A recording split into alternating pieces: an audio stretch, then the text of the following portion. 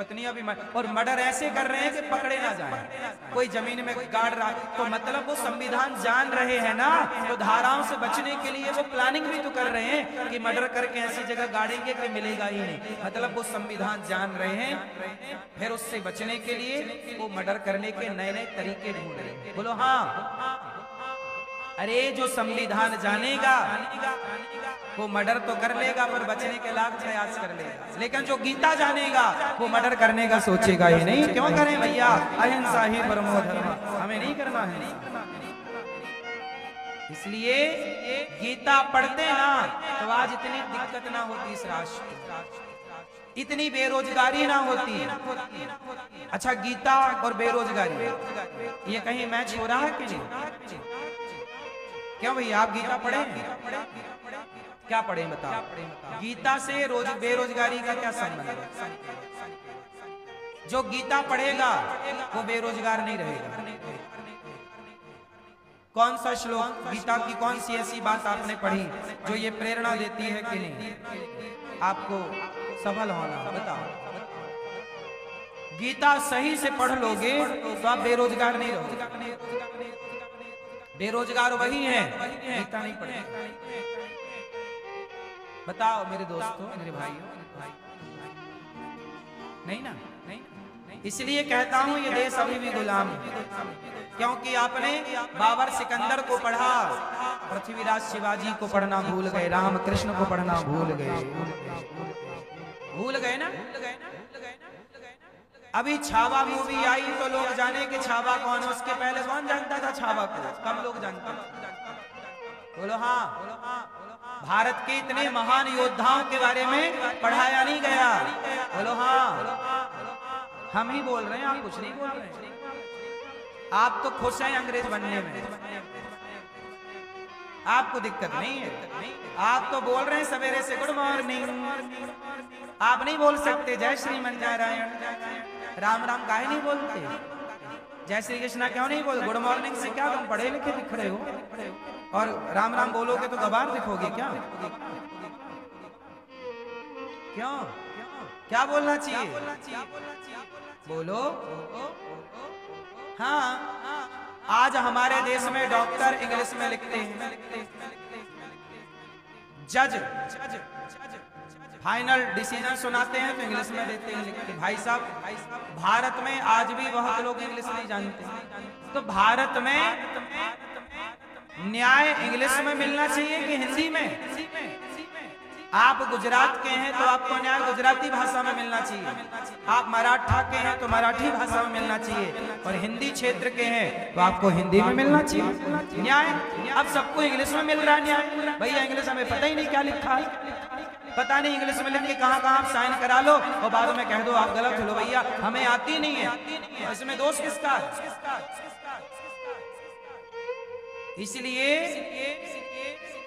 मेरा मानना है कि आपसे यदि कोई इंग्लिश में साइन कराता है, कोई इंग्लिश में पत्र लिख के लाए, कागज लाए और साइन करा के ले जाए तो कह दे कि अब ये चीज हमारी है, आपके साथ फ्रॉड हो जाए, तो मुझे लगता है कि आपका दोष बिल्कुल नहीं है। दोष उस भाषा का है। जो भाषा आती ही नहीं है वो हम पे क्यों थोपी जा रही है? जो आती है क्यों ना उस पर बात की जाए। इंग्लिश पढ़ना बुरा नहीं है, पढ़िए भाषा, पर हमारी भारत की भाषा मातृभाषा। आप बैंक जाइए, खाता खुलवाइए। अब बैंक में खाता किन लोगों के हैं? जिनको बहुत 90% जिनको इंग्लिश नहीं आती है, और वो फॉर्म भर रहे हैं इंग्लिश में है। आप कुछ नहीं रहा, भरे जा रहे, हिंदी में होता तो बहुत लोग भर लेते। कहाँ कहाँ वो साइन करा लेते हैं पता ही नहीं चलता। बोलो हाँ। तो बताइए फॉर्म किस भाषा में होना चाहिए? जो जिस भाषा को जानता है।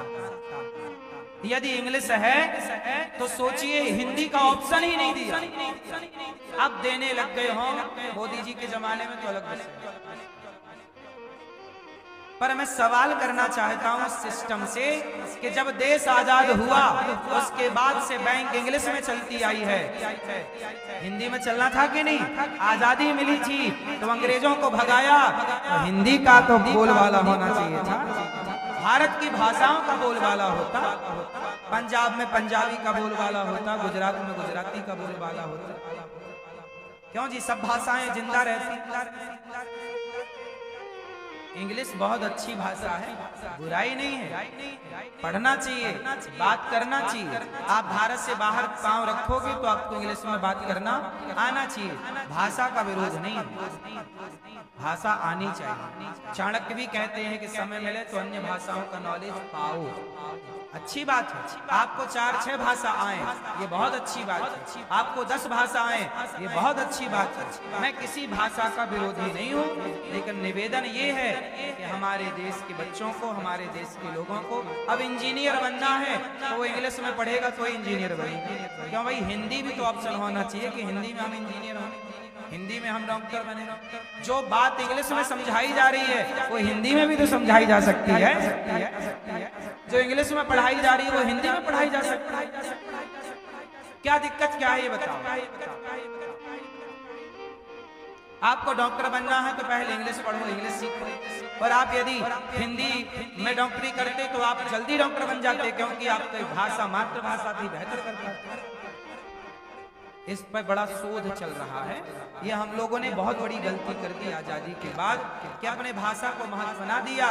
इसलिए आजकल के लोग अंग्रेजी पढ़ पढ़ के भारतीय कल्चर समाप्त किए जा रहे हैं। इसलिए भारत में भी वृद्धाश्रम बढ़ने लग गए, बच्चे माँ बाप को छोड़ने लग गए। ये पूरा दोष उस विदेशी कल्चर का।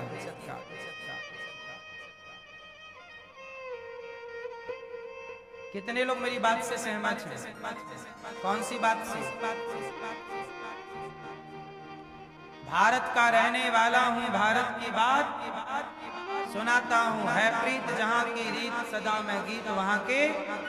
भारत का रहने वाला हूँ, भारत की बात।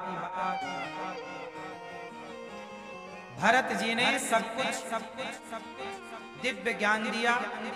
तो हम लोग बात कर रहे थे खाना, सोना और बच्चे पैदा करना, सब करते हैं। आप मनुष्य हो, भला काम करो। भरत जी ने सब छोड़ा। ऋषभ देव जी के बड़े पुत्र का नाम भरत जी था। सब छोड़ के गंडकी के तट पर चले गए, वहां भजन किया। अच्छा, भरत जी ने एक गलती कर दी। घर परिवार छोड़ा था इसलिए कि मैं भगवान का चिंतन करूंगा। पर जंगल गए भरत जी तो जंगल में एक मृग से मोह हो गया। नदी थी, उसमें एक मृग बच्चा बहता जा रहा था, मृग का बच्चा। तो भरत जी वहां नहा रहे थे गंडकी नदी में। तो भरत जी ने उस मृग के बच्चे को देखा और उसे बचाकर अपने कुटिया ले आए। देखो, जान बचाई भरत जी ने, किसी बहते हुए मृग को बचाया। जैसा कि अभी पंजाब में इतनी बाढ़ चल रही है, बड़ा दुखद है। कितनी भैंस, कितनी गाय, कितनी बकरियां बेचारी पानी में बह गई, किनारा नहीं मिला। कितनी भैंस वहां बंधी थी, वो पानी भर गया, सोचिए वो डूब करके मर गई। कितने जानवरों की जान चली गई। पंजाब में जो अभी बाढ़ चल रही है, बड़ी दुखद और बड़ी दर्दनाक। कितने लोगों के घर बह गए। जिनकी भैंस बंधी थी उनको छोड़ने का टाइम ना मिला। भाई, किसानों के घर तो 2-4 गाय भैंस होती ही होती है। अब आदमी तो जैसे पानी आया तेजी से तो भाग गया, पर भैंस छोड़ने का टाइम ना मिला।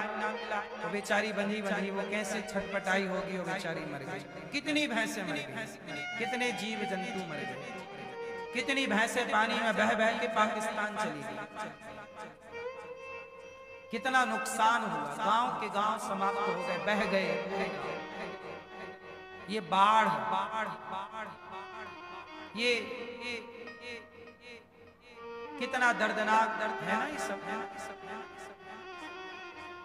भरत जी ने भगवान से हम यही प्रार्थना करते हैं, ये बाढ़ जल्दी समाप्त हो और व्यक्ति सुख चैन की जिंदगी जिए। इसलिए कहता हूं साहब, हम सबका गुनाह प्रकृति देखती है, पाप प्रकृति देखती है, और ये पापों का दंड मिलता है प्रकृति के द्वारा। इस साल कितने पहाड़ गिरे, जो पहाड़ हजारों साल से खड़े रहे जस के तस। क्यों? हजारों साल से जो पहाड़ जस के तस खड़े रहे, इस बार वो पहाड़ गिर गए। आया ना, भूस्खलन हुआ ना, पहाड़ गिर गए। ये क्या है? ये संकेत क्या है? ये संकेत है कि धरती पे पाप बढ़ रहा है।